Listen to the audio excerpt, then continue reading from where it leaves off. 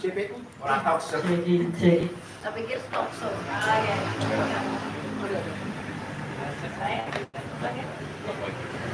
Bismillahirrahmanirrahim. Assalamualaikum warahmatullahi wabarakatuh. Salam sejahtera, Om Swastiastu, Namo Buddhaya, salam kebajikan. Selamat pagi menjelang siang teman-teman media dan juga teman-teman pers Kabupaten Karanganyar. Terima kasih karena sudah menyempatkan diri untuk hadir dalam jumpa pers di kantor KPU Karanganyar. Teman-teman, kita ketahui bersama bahwa tahapan penyelenggaraan pemilu tahun 2024 saat ini adalah tahapan pencalonan untuk anggota DPR, DPRD Provinsi, DPRD Kabupaten Kota, dan juga sedang berlangsung tahapan pemutakhiran data pemilih. Hari ini akan dilaksanakan jumpa pers terkait kedua hal tersebut, dan saat ini sudah hadir bersama kita Ketua KPU Karanganyar Ibu Tiastuti Suryandari dan juga Divisi Teknis Penyelenggaraan Pemilu Mas Muhammad Maksum yang nantinya akan menyampaikan berbagai hal teknis terkait dengan pengajuan pencalonan bakal calon DPRD Kabupaten Karanganyar. Sebelumnya juga terima kasih kami sampaikan dan juga apresiasi yang sebesar-besarnya kepada rekan-rekan media dan juga pers yang selama 14 hari kemarin mulai dari tanggal 1 sampai dengan 14 Mei 2023 membersamai KPU. Harapannya nanti informasi-informasi yang disampaikan oleh Bu Ketua maupun Mas Maksud dapat disebarluaskan kepada masyarakat di Kabupaten Karanganyar. Baik, langsung saja untuk pengantar kami haturkan waktu sepenuhnya kepada Ketua KPU Karanganyar. Monggo Bu Tia. Ya, terima kasih. Bismillahirrahmanirrahim. Assalamualaikum warahmatullahi wabarakatuh. Om Swastiastu, Shalom, Budaya, salam kebajikan. Langsung saja deh. Begini, saya pertama ingin mengucapkan terima kasih kepada rekan-rekan media dan juga pers. Tadi sudah sosialisasi, partisipasi masyarakat dan juga SDM. Kita dari mewakili KPU mengapresiasi teman-teman media dan juga teman-teman pers yang membersamai kita, yang selalu membersamai kita, menyampaikan informasi kepemiluan ya terutama ya terkait dengan kegiatan-kegiatan tahapan yang sedang berlangsung saat ini.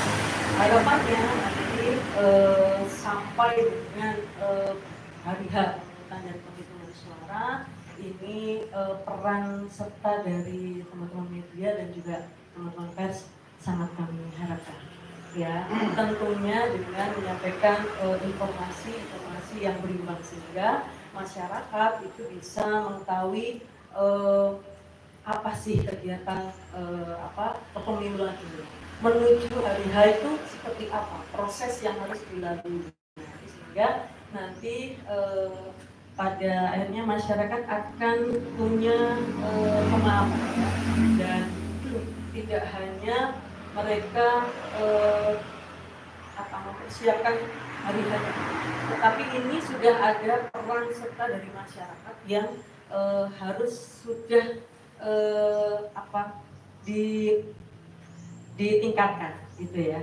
Jadi partisipasi masyarakat secara aktif itu kita perlukan, terutama untuk kegiatan-kegiatan tahapan. Ya, salah satunya adalah penyusunan daftar pemilih. Ini sangat butuh ya peran partisipasi dari masyarakat, tidak hanya kegiatan-kegiatan tahapan yang lain sampai kemudian dengan nanti hari H. Nah ini amat sangat perlu dukungan dari teman-teman media terkait dengan berita-berita yang diinformasikan kepada kita. Saya kira ini kegiatan kita belum selesai ya, kegiatan tahapan masih terus berjalan sehingga nanti harapannya teman-teman media bisa selalu kegiatan tahapan dari kami. Demikian yang bisa kami sampaikan. Wassalamualaikum warahmatullahi wabarakatuh.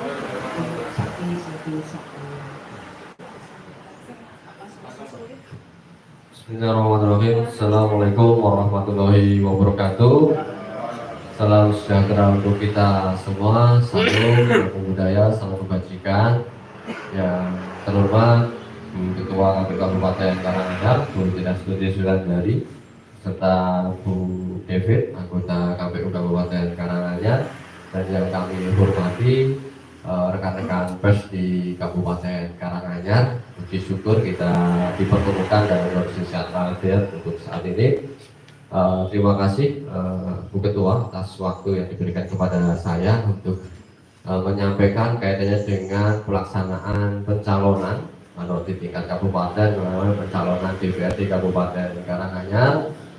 Kami ucapkan juga terima kasih rekan-rekan pers selama ini mengawal dari proses pengumuman pengajuan bakal calon sampai tahap terakhir kemarin itu adalah pengajuan bakal calon yang ditutup tanggal 14 Mei 2023. Bapak Ibu rekan-rekan pers yang kami hormati, sebagaimana undang di peraturan KPU tahun 2023 nomor 10 kaitan dengan pencalonan anggota DPRD untuk kabupaten, ya, perlu kami sampaikan di pasal 41 KPU Kabupaten melakukan rekapitulasi pengajuan bakal calon anggota DPRD di Kabupaten Karanganyar ini. Perlu kami sampaikan ada 18 partai politik yang ada di Kabupaten Karanganyar ini, semuanya telah mengajukan dan diterima oleh KPU Kabupaten Karanganyar. Jadi seluruh partai politik peserta pemilu 2024 di Kabupaten Karanganyar telah mengajukan bakal calon anggota DPRD Kabupaten Karanganyar untuk pemilu tahun 2024 ini.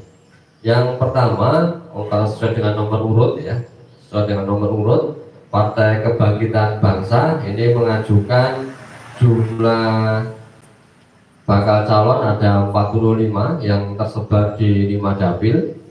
Partai Gerindra ini 45 bakal calon tersebar di 5 dapil.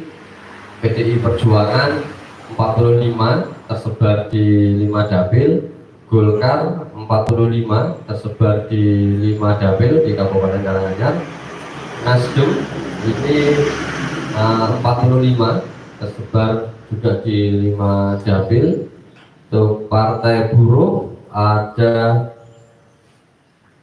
22 bakal calon yang tersebar di 5 dapil. Terus Partai Gelora ini ada 17 bakal calon tersebar di 5 dapil. PKS ada 45 bakal calon tersebar di 5 dapil. Partai Kebangkitan Nusantara (PKN) ini mengajukan 4 bakal calon tersebar di dapil 2 dan dapil 5. Dilanjutkan dengan Hanura ini mengajukan 3 bakal calon ada di dapil 2 saja. Garuda ini mengajukan 10 bakal calon tersebar di 5 dapil. PAN mengajukan 45 bakal calon tersebar di 5 dapil. PBB mengajukan 43 bakal calon tersebar di 5 dapil. Partai Demokrat mengajukan 45 bakal calon tersebar di 5 dapil. PSI mengajukan bakal calon 19 bakal calon tersebar di 5 dapil. Perindo mengajukan 45 bakal calon tersebar di 5 dapil. P3 31 bakal calon tersebar di 5 dapil dan Partai Umat mengajukan 16 bakal calon tersebar di 5 dapil.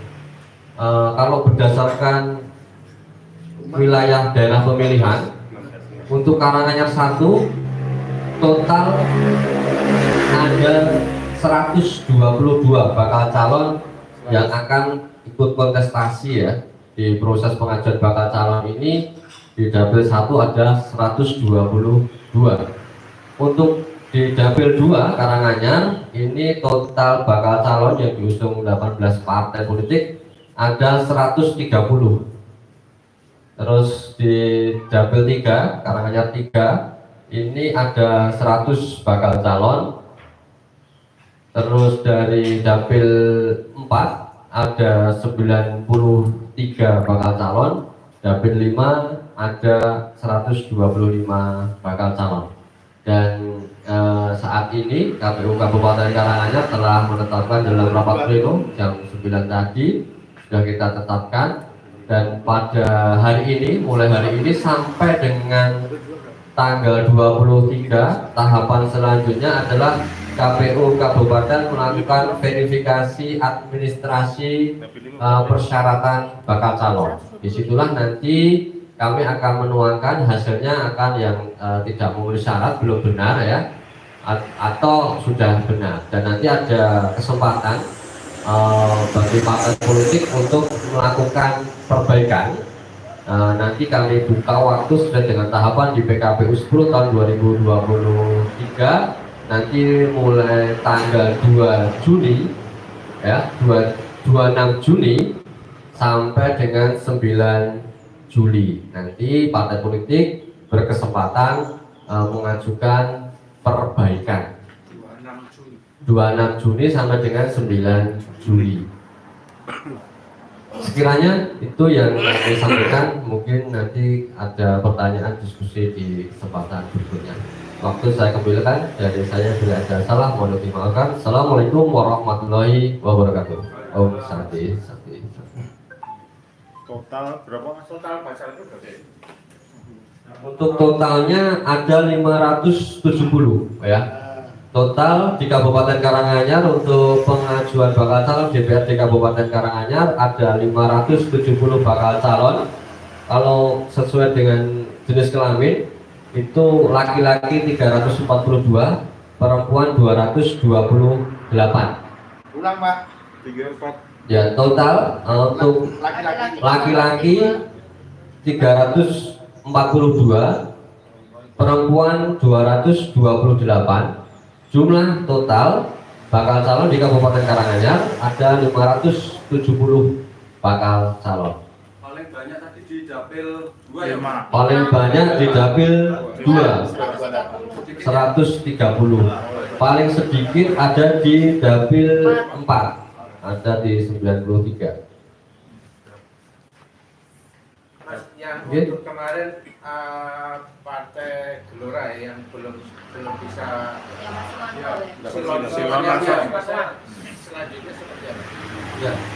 Ya, perlu juga kami sampaikan dari 18 partai politik, 17 partai politik mampu menggunakan silon dalam pengajuan bakal calon di Kabupaten Karanganyar, dan satu partai Gelora ini pengajuan bakal calonnya tidak melalui silon.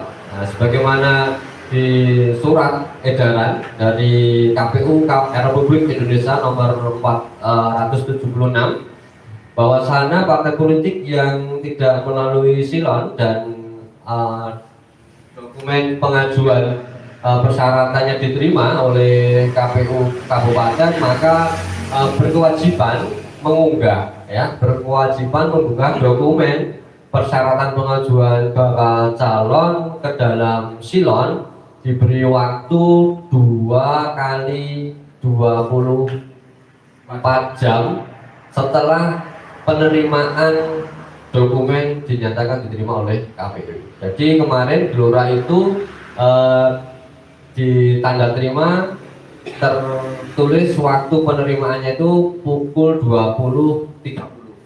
Maka batas akhirnya batas akhir untuk mengunggah di silon itu sampai dengan tanggal 16 ya, pukul 20.30. Jadi tepat 2 kali 24 jam. Itu kesalahan di silon KPU atau di silon Gelora? Ya, sesuai dengan surat edaran KPU RI, ini terjadi kendala yang mengakibatkan terganggunya proses tahapan pengajuan. Salah satunya yang permasalahan koneksi internet atau permasalahan silon yang tidak dapat digunakan oleh partai politik. Nah, jadi kalau melihat penggunaan silon ini, seluruh partai politik mampu menggunakan silon ya. Ini tapi di Kabupaten Karanganyar hanya satu partai politik yang tidak menggunakan silon dalam pengajuan bakal calon kemarin. Artinya begini, kalau misalnya itu silon yang tidak, yang kebetulan rusak itu di KPU, itu kan lain kebijakan mungkin. Kalau dibandingkan dengan yang rusak itu silonnya Gelora, karena Gelora itu nggak berlangganan gitu, kan bisa saja. Ya, jadi untuk silon ini bisa kita berikan kesimpulan kemarin tidak jadi kendala, karena buktinya dari partai politik yang ada mayoritas mampu menggunakan silon. Ya. Dan ini juga di Partai Gelora kan tidak seluruhnya, ya, informasi yang kami dapat tidak seluruhnya menggunakan tanpa menggunakan silon. Jadi ada kabupaten yang lain itu melalui jalur silon, ya, melalui silon. Dan di Kabupaten Karanganyar kemarin memilih, ya, bukannya memilih tapi menggunakan jalur tidak menggunakan silon di waktu terakhir pengajuan bakal calon, ya.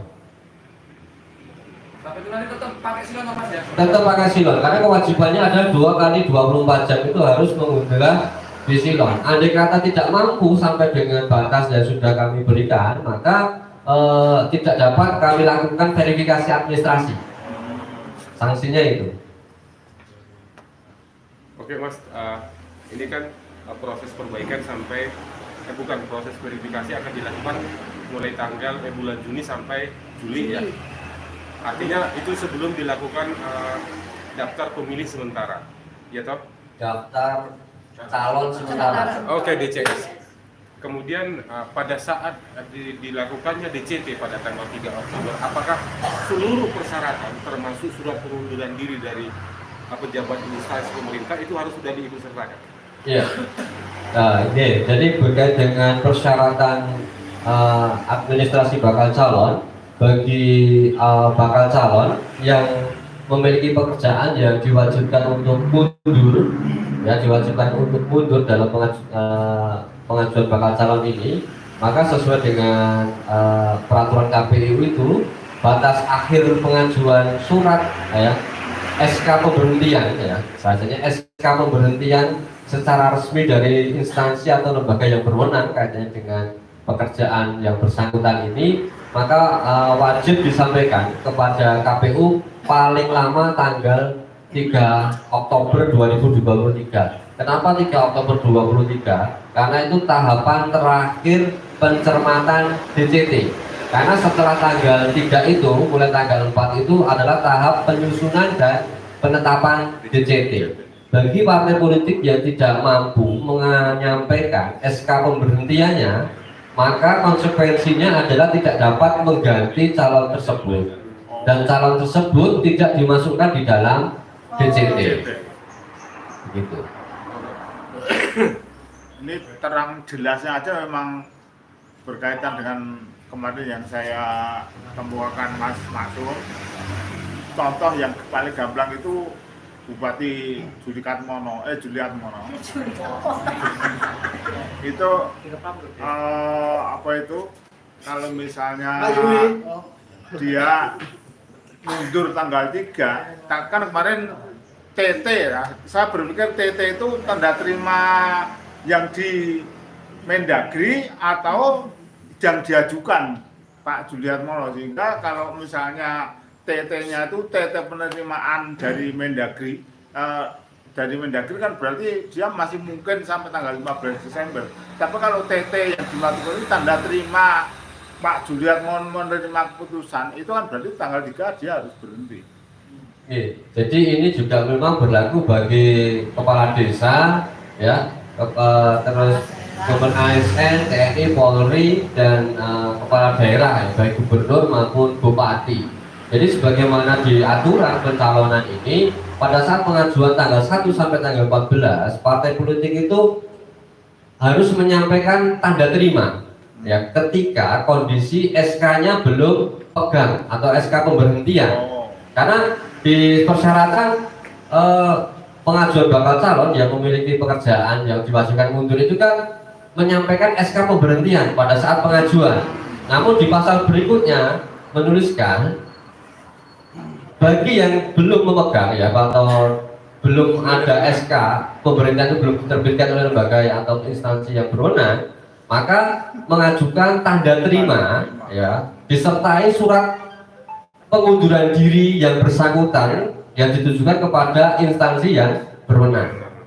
Misalkan kalau kepala desa itu diajukan kepada bupati, kalau bupati mungkin kepada gubernur. Nah, ketika surat pengunduran diri secara pribadi ditandatangani di atas materai menyatakan mengundurkan diri dari jabatan, maka disampaikan kepada instansi yang berwenang. Ketika instansi yang berwenang itu akan memberikan tanda terima setelah mendapatkan surat pengunduran diri yang bersangkutan. Maka tanda terima tersebut dan surat pengunduran diri itu disampaikan kepada KPU pada saat pengajuan bakal calon dari tanggal 1 sampai tanggal 14 kemarin. Dan proses pengunduran diri tentu ada mekanisme yang ditempuh di birokrasi. Tidak serta-merta mungkin langsung diputus terbit namanya SK pemberhentian. Nah, di situ pula lah kita memberikan toleransi, ya, ataupun memberikan waktu sampai dengan tanggal 3 Oktober itu partai politik untuk menyampaikan SK pemberhentian tersebut. Bisa saja terbitnya SK pemberhentian itu tidak mepet di bulan Oktober. Bisa saja kalau pengunduran hari ini katakanlah ataupun tanggal 14 kemarin, terus mungkin mekanismenya waktunya hanya membutuhkan 2 bulan ataupun 2 minggu dan sebagainya. Nah, tapi ini mekanisme ada di birokrasi di sana, bukan tangan di KPU. Dan setelah terbit itu maka konsekuensinya hak sebagai di jabatan itu kan sudah tidak melekat, gitu. Kalau sejauh ini sudah ada kelihatan belum sih berapa kades atau perangkat desa yang sudah mengajukan ya? Ya. Dan ada bekas mantan napi yang masuk, ada nggak? Sudah mulai tercatat nggak? Ya, untuk saat ini karena ini hari pertama verifikasi administrasi bakal calon, ini belum muncul fitur itu di Silon. Jadi nanti setelah tanggal 23 ketika KPU sudah menyelesaikan verifikasi administrasi bakal calon pada tanggal 23 Juni besok, nanti akan diketahui sejumlah bakal calon yang memiliki pekerjaan yang diwajibkan mundur itu ada berapa, terus mungkin mantan narapidananya ada enggak, atau mungkin kaitannya dengan hal-hal yang sekiranya diatur di ketentuan di persyaratannya akan muncul di sana. Itu di nomor berapa ya yang harus mundur itu di PKPU nomor? Di BPKPU nomor 10 tahun 2023.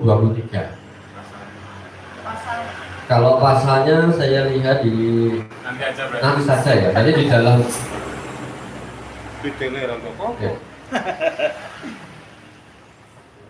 Ada banjir. Ada Itu cukup gitu. cukup. Coba ya. Nanti kita dalami lebih jauh setelah sesi kali ini. Terima kasih atas waktunya. Assalamualaikum warahmatullahi wabarakatuh.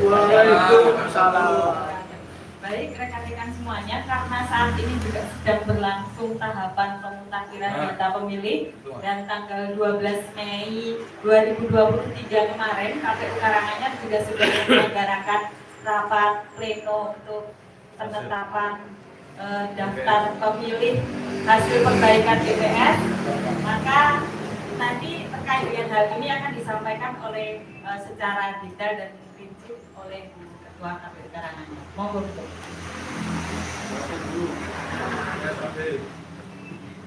Terima kasih untuk waktunya. Berkait dengan penyusunan daftar pemilih, ini memang kita sudah melaksanakan dari tahun 2022 bahkan ya, sampai dengan nanti di hari H.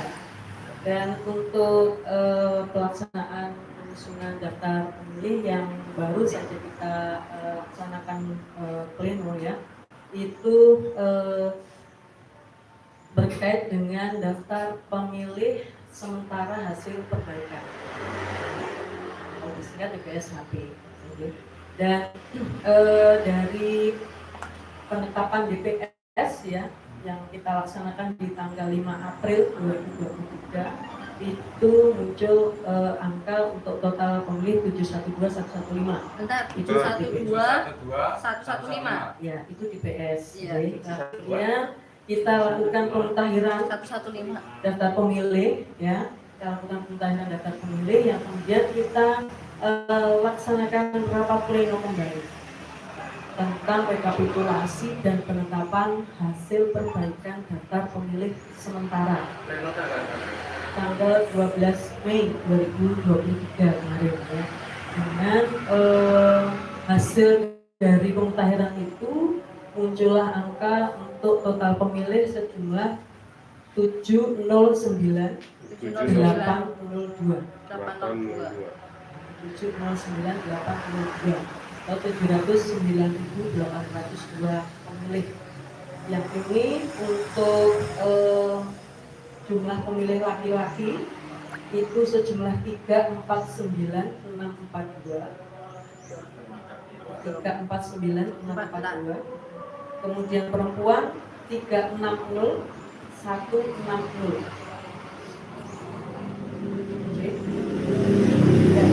Dan untuk pelaksanaan penyusunan daftar pemilih ini nanti pasca rekapitulasi dan penetapan hasil perbaikan DPS ini nanti akan ada masukan dan tanggapan dari masyarakat gitu ya, yang sesuai dengan ketentuan regulasi di peraturan KPU nomor 7 tahun 2022 yang sudah mengalami perubahan dengan peraturan KPU nomor 7 tahun 2023 dan juga keputusan KPU nomor 27 tahun 2022 ini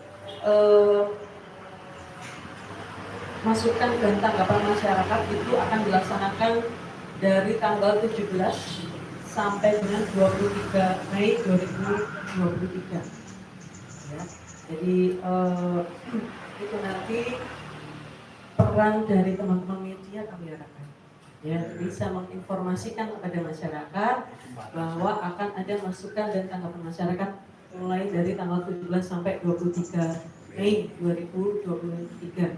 Kemudian setelah itu rekan-rekan PPK ya, panitia pemilihan kecamatan dan juga rekan-rekan PPS panitia pemungutan suara di tingkat desa kelurahan itu melakukan penyusunan DPS HP akhir ya, penyusunan DPS HP akhir itu di tanggal 21 sampai dengan 31 Mei 2023. Nah kemudian dilanjutkan dengan rekapitulasi oleh PPS dan juga oleh PPK yang selanjutnya itu menjadi bahan dari KPU Kabupaten untuk menyusun DPT ya, daftar pemilih tetap, jadi untuk menyusun DPT. Nah itu di tanggal 6 sampai 16 Juni 2023 itu kita melakukan penyusunan DPT sekaligus dengan analisis kegandaan ya, analisis kegandaan itu di tanggal 10 sampai 19 Juni 2023. Jadi berarti kita melakukan penyusunan itu dari tanggal 6 sampai dengan tanggal 19 Juni ya, 2023. Kemudian kita melakukan penetapan DPT itu di tanggal 20 sampai dengan 21 Juni. Jadi kita bisa pilih tanggal 20 atau 21 Juni 2023. Itu terkait dengan penyusunan daftar pemilih ya. Jadi memang kita ini masih terus melakukan pemutahiran daftar pemilih gitu J. Dan ini memang kegiatan tahapan ini beriringan untuk berbarengan. dengan kegiatan dari divisi teknis penyelenggaraan gitu ya, pencalonan. Ini sampai dengan nanti di DPS, kemudian di CT. Nah, ini masih terus. Pasca penetapan DPT kita juga masih melaksanakan kegiatan pemutahiran. Ya.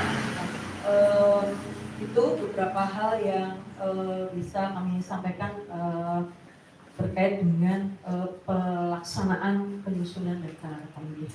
Demikian. Ada gesek data itu tadi dari DPS ke pemutahiran ya. Itu ada gesek. Itu karena apa aja faktornya? Oh, iya. 200 itu. Iya. Ya, jadi untuk kegiatan penyusunan daftar pemilih ini kita kan melakukan pemutahiran ya. Pemutahiran itu dasarnya dari pencermatan yang dilaksanakan oleh teman-teman PPS ya, ini kan desa kelurahan. Kemudian juga PPK dan juga KPU. Dan kemudian yang kedua berkait dengan masukan dan tanggapan dari masyarakat. Gitu, ya. Kemudian juga ada kemarin ini kita memang ada menerima saran perbaikan dari Bawaslu ya. Dan dari itu kemudian kita lakukan penyusunan. Kenapa kemudian ada pergerakan data ya? Pergerakan data itu yang mempengaruhi adalah yang pertama itu pemilih baru ya. Ada pemilih baru. Jadi pasca penetapan DPS itu kemudian ketika kita lakukan pencermatan ada pemilih baru. Pemilih 449. 449 baru ya? Ya. 449. Kemudian ada pemilih yang tidak memenuhi syarat atau TMS. TMS ini sejumlah 2.762. Jadi 2.762 gitu ya. TMS ini pasti nanti akan nanya. Iya, misalnya dari apa aja? Meninggal dunia atau apa? Jadi kalau yang pemilih tidak memenuhi syarat itu ada beberapa kategori. Ya, meninggal dunia ini memang paling banyak. Meninggal dunia itu kemarin ada di angka 1578. Jadi 1578. Kemudian ganda. Oh, Ya. ganda. Ya, karena ganda. Ganda ini bisa karena mereka terdaftar di sini, tetapi mereka juga mungkin merantau ya di luar kota, di luar kabupaten Karanganyar, bisa juga bahkan di luar negeri gitu ya, bisa juga. Nah kemudian juga ganda karena ini TPS di lokasi khusus. Kalau di Karanganyar ini kebetulan tidak ada ya, TPS di lokasi khusus tidak ada. Jadi kalau di kabupaten kota yang lain ini ada ya TPS di lokasi khusus, khususnya contohnya aja lapas. Kalau lapas itu kan tidak mungkin mereka pada saat hari H mereka akan kembali ya, keluar kan nggak mungkin. Jadi mereka memang di situ, kan di situ dibuat atau dibentuk TPS khusus, namanya TPS lokasi khusus. Maka kenapa ketika walaupun di Karanganyar itu tidak ada TPS lokasi khusus, tetapi ketika kemudian ganda dengan lain ya, yang lain, khususnya kalau untuk TPS di lokasi khusus berarti kita harus memberi kode 2 itu ganda dengan keterangan lokasi khusus. Nah, sehingga itu kita keluarkan dari data pemilih karena itu nanti akan dimasukkan di daftar pemilih yang TPS. Berapa gandanya? Kalau untuk ganda ini ganda keseluruhan ya, Ya. ganda keseluruhan. Ya, jadi ganda itu bisa karena TPS lokasi khusus, luar negeri, ganda antar desa, antar kecamatan dalam satu kabupaten, bisa juga ganda antar kabupaten dalam satu provinsi, bahkan ganda antar provinsi dalam Indonesia. Ya, bahkan luar negeri. Ya, dan ini sudah kita lakukan. Kalau ini kita lakukan koordinasi juga. Ya. Jadi terkadang itu karena kehati-hatian kita itu berusaha mempertahankan supaya tidak keluar dari daftar pemilih. Jadi kita harus punya bukti otentik ya terkait keberadaan dari pemilih ini. Gitu. Nah itu ada sejumlah 527. biar jadi tunggal gimana? Itu tadi Dikeluarkan. kita koordinasikan. Jadi contoh misalnya kemarin itu kita berkoordinasi dengan Jakarta Pusat. Jadikan satu Ya, Jakarta Pusat. Karena apa? Ternyata mengecek keberadaannya. Apakah memang betul-betul secara faktual, ya secara real berada di Karanganyar atau? Nah itu apa namanya itu yang berapa yang kita laksanakan. Itu jadi kita tidak semata-mata kemudian ganda terus langsung kita coret kita keluarkan dari daftar pemilih tidak. Tapi kita harus punya bukti gitu ya. Harus punya bukti. Itu kemudian di bawah umur. Jadi ketentuannya memenuhi syarat menjadi pemilih itu berusia 17 tahun, ya kan? Atau belum berusia 17 tahun tetapi sudah atau sudah menikah atau pernah menikah, gitu ya. Nah, kemudian ini ternyata ketika dilakukan pencermatan muncullah pemilih yang sebenarnya ini belum memenuhi syarat menjadi pemilih karena belum berusia 17 tahun dan belum menikah. Nah, maka kemudian kita keluarkan dari jumlahnya berapa? Jumlahnya tidak banyak 13. Oh 13. Gitu. Kemudian pindah domisili. Iya, pindah domisili. Nah, pindah domisili, pindah keluar dari Kabupaten Karanganyar sejumlah 639. Kemudian menjadi TNI itu ada 4, menjadi Polri itu ada 1. Ini juga hasil dari koordinasi kita dengan ya dan juga Polres. Tapi karena kita itu melakukan pemutahiran daftar pemilih berkelanjutan ya dari tahun 2020 sampai dengan ini sampai dengan apa namanya sebelum tahapan pemutahiran daftar pemilih ya. Nah itu sebagian besar data yang disampaikan ke KPU oleh Kodim maupun Polres itu sudah kita tidak lanjuti sebenarnya pada saat melakukan pemutahiran daftar pemilih karena ini tinggal sedikit ya data yang itu perlu kita lakukan penyesuaian. Itu dia masih ada nggak? seperti apa hal yang sama juga dilakukan terhadap misalnya apa namanya di pondok-pondok pesantren di mana sebagian besar itu kan penduduknya berasal dari luar Karanganyar atau warga Karanganyar yang berada di wilayah. Koordinasi sejauh ini yang dilakukan terhadap beberapa pondok pesantren yang ada di Karanganyar menemukan hal itu. Ya, jadi gini, kita memang berkoordinasi ya terkait dengan TPS di lokasi khusus karena memang ada ketentuan-ketentuan yang harus dipenuhi apabila ada TPS di lokasi khusus.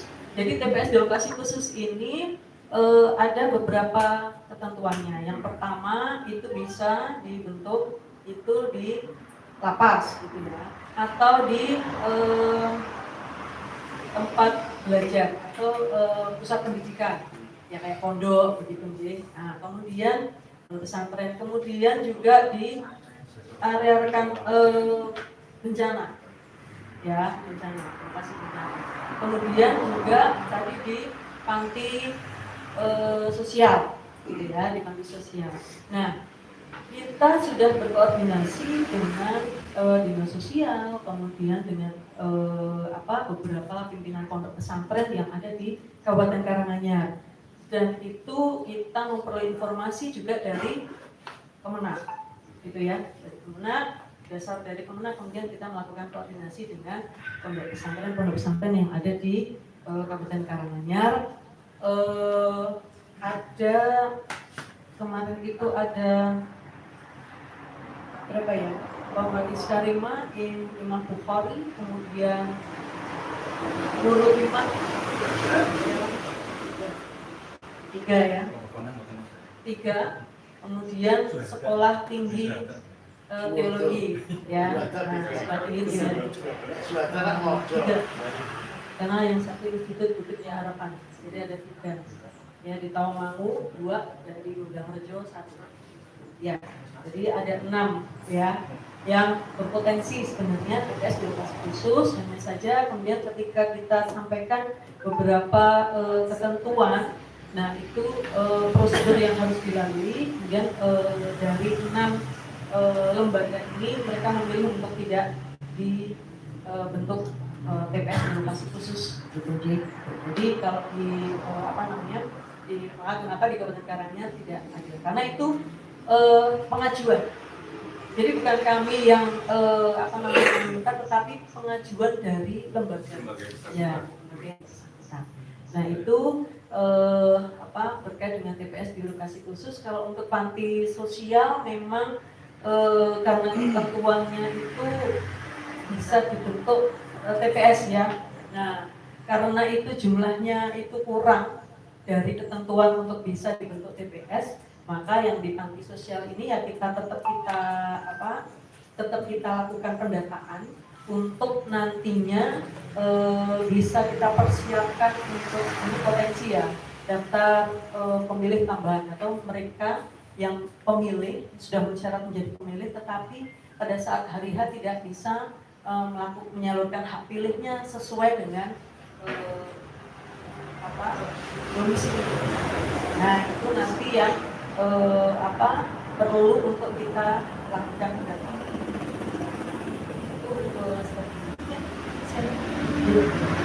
Warga di Karanganyar yang bekerja di luar negeri menjadi TKW atau PKI atau mungkin tugas belajar itu data real dan update-nya dari TKW.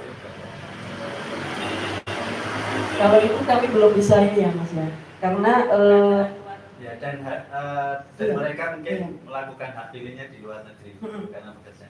Betul, karena gini Mas, jadi kalau untuk kegandaan ya, terutama untuk di luar negeri, itu kita tidak bisa mendeteksi apakah dia bekerja, apakah dia belajar gitu ya, tugas belajar. Tapi yang jelas kita memastikan bahwa keberadaannya pada saat hari H, gitu ya, pada saat hari H. Apakah mereka akan menyalurkan hak pilihnya di Karanganyar, apakah mereka akan menyalurkan hak pilihnya di luar negeri. Kalau jumlahnya kira-kira sekitar berapa? Kalau saya dapat dari KPU di Sragen itu ada 1000-an yang menggunakan hak pilih di luar negeri. Oh kita nggak banyak. Jadi di Karanganyar sendiri tidak banyak. Jadi kita itu kalau untuk ganda kalau total ganda 527 ya. Tapi kalau untuk gandaan di luar negeri 527. Tapi kalau di luar negeri tidak sampai 100. Sedikit ya. Sedikit ya. Betul. Kalau seandainya mereka mau pulang menggunakan hak pilih di luar sini harus menggunakan kartu KTP. Ya. Karena kan itu sudah kita keluarkan dari daftar pemilih. Ya. Jadi kalau kalau ganda dengan ganda ya, ganda itu berarti konsekuensinya kan kita harus mengeluarkan yang daftar dari daftar pemilih. Tapi harus ada bukti dokumen otentik, gitu ya. Untuk mengeluarkan atau untuk mempertahankan itu kita harus punya bukti. Jadi ya itu tadi contohnya kayak ganda loksus ya. Jadi kita harus punya bukti memang benar-benar dia berada di sana. Nah demikian juga dengan yang ini ganda luar negeri. Memang benar-benar dia nanti memilih di sana. Karena nanti di daftar pemilih sudah akan kita keluarkan. Karena nggak boleh double. Ya nggak bisa di sini data kemudian di sana didata. Tidak sampai 100 ya. Ya. Kalau tepatnya saya harus lihat catatan dulu. Gitu ya. Karena ini kan bagian dari laporan itu kan kegandaan saja, ya, analisis kegandaan saja. Jadi tidak sampai kepada yang jadi kalau itu nanti bisa kita. Itu James ya lagi. Cukup J. Terima kasih. Itu tadi berkait dengan kegiatan penyusunan daftar pemilih dan harapannya nanti untuk supaya nanti masyarakat bisa berpartisipasi aktif, terutama yang belum masuk di daftar pemilih, ya, supaya mereka bisa menyalurkan hak pilihnya itu kan satu-satunya cara mendaftar di daftar pemilih. Nah, gitu Bu. Jadi mohon untuk nanti bisa disampaikan. Demikian yang bisa kami sampaikan pada kesempatan pagi siang hari ini. Wassalamualaikum warahmatullahi wabarakatuh. Baik, teman-teman semuanya, rekan-rekan yang saya hormati, dengan penyampaian dari Bu Ketua tadi selesai juga sudah jumpa pers pada hari ini. Terima kasih atas kehadiran dan perhatian rekan-rekan semuanya. Mohon maaf apabila ada kekurangan, dan di dalam sudah disediakan makan siang, mohon kita bisa nikmati bersama. Sebagai penutup, billahi taufiq wal hidayah. Wassalamualaikum warahmatullahi wabarakatuh. Sebenarnya di dalam aja Bu, berarti nanti pertahapan